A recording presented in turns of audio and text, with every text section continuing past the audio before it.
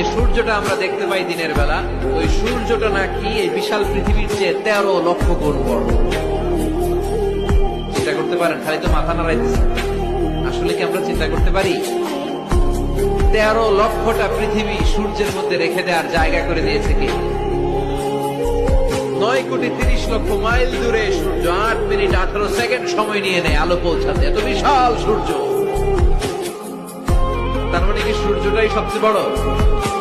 এর চেয়ে অনেক বড় বড় তারা আছে। সূর্যের পরে পৃথিবীর সবচেয়ে কাছের তারার নাম প্রক্সিমা সেন্ট্রাই। গুগল করলে দেখবে যে কত তারা। এরপরে আলফা সেন্ট্রাই এ, আলফা সেন্ট্রাই বি, এইভাবে তারা সূর্যটা ক্যারিনা, ব্যাটেলজিউস।